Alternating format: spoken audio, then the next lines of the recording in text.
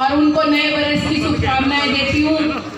ये चौपाल विशेषकर हमारे गांव वालों की धरोहर है और वो चौपाल है जहाँ हमारे बुजुर्ग डेली बैठते हैं, आपस में चर्चा करते हैं, एक दूसरे के विचारों को सुनते हैं आपस में।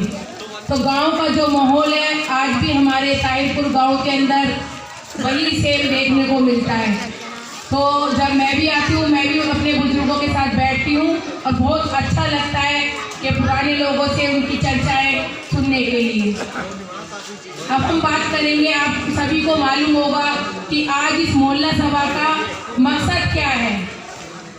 आज की जो मोहल्ला सभा है उसका विशेष मकसद ये है कि एमसीडी के अंदर जो भ्रष्टाचार हो रहे हैं, आप सबको मालूम है कि एमसीडी के अंदर 15 साल से बीजेपी की सरकार है और बीजेपी की सरकार है एमसीडी के अंदर।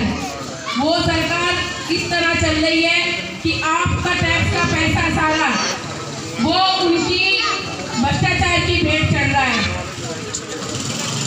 मैं आपको दिखाना चाहती हूँ, अभी हाजी अकरम जी ने भी बताया, शेख ने भी बताया कि दिल्ली का अब तक का सबसे बड़ा जो घोटाला है वो है 2500 करोड़ का घोटाला। जो पैसा जनता के विकास के अंदर लगना चाहिए था, जनता की सुविधाओं के लिए लगना चाहिए था, वो सारा का सारा पैसा इन्होंने 2500 करोड़ भ्रष्टाचार के अंदर लगाया।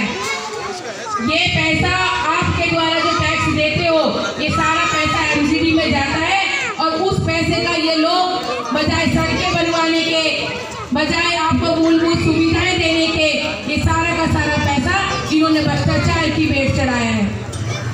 दूसरा, डेंगू की दवाई के अंदर इन्होंने 100 करोड़ का घोटाला किया। जो दवाई घर घर जाके दवाइयों में डलती है, मच्छर वाले जो आके डालते हैं मलेरिया डिपार्टमेंट के लोग, उस दवाई के अंदर भी इन्होंने 100 करोड़ का घोटाला किया। ये बड़ी शर्म की बात है कि जनता का जो स्वार्थ है उसके लिए भी ये लोग घोटाले पे घोटाला कर रहे हैं। तीसरा घोटाला इनका हाउस टैक्स का घोटाला, जो 1400 करोड़ का घोटाला है। ये पैसा भी आप लोगों का था।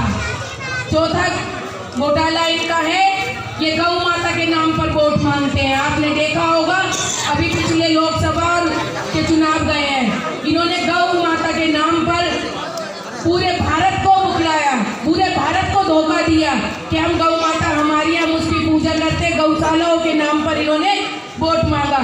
लेकिन हुआ क्या कि एमसीडी के अंदर 18 करोड़ का घोटाला गौ माता के नाम पर था। जो लोग अपनी गौ माता को भी नहीं छोड़ रहे, तो आप समझ सकते हैं कि वो कितने भ्रष्टाचारी लोग होंगे। पांचवा घोटाला, भाजपा ने, अभी आप देख रहे होंगे जगह जगह आप लोग जाते हो, कूड़े जिसमें कूड़ा डालते हैं, टिप्पर जिसे हम कहते हैं, वो टिप्पर नए आए हैं, किसी कंपनी को भाजपा ने ठेका दिया है और उस ठेके के अंदर इन्होंने 180 करोड़ का घोटाला किया है।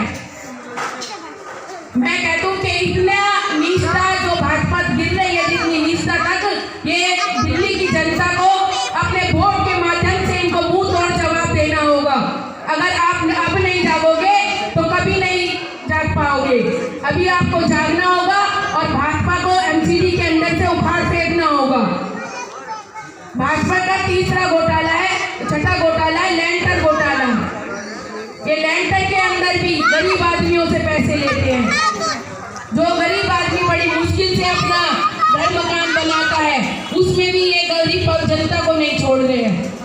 तो मेरा आपसे यही निवेदन है कि आने वाले समय में आप लोगों को 1 साल रह गया है, 1 साल बाद चुनाव है, चुनाव के अंदर अपने मत द्वारा आपको भाजपा को मुंह तोड़ जवाब देना होगा।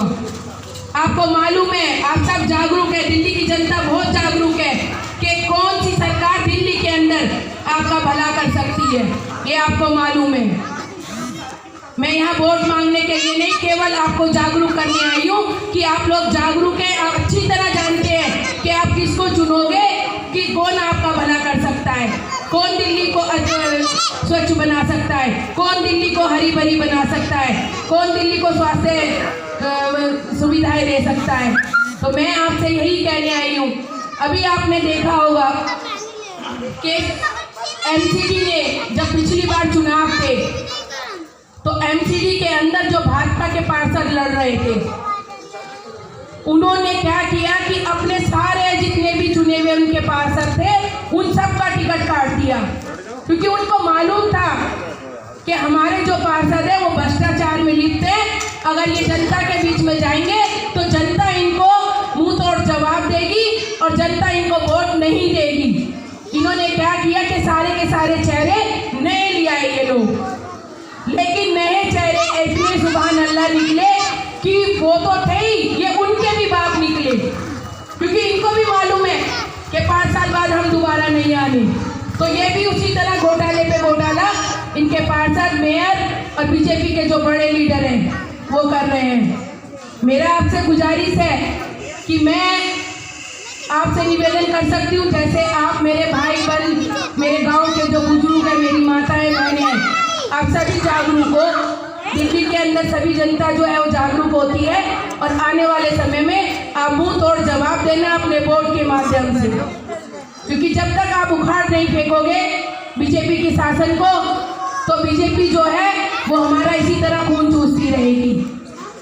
आपने देखा होगा कि सफाई कर्मचारी, नर्सें, टीचर और डॉक्टर, उनकी पेमेंट तक नहीं आ रही है।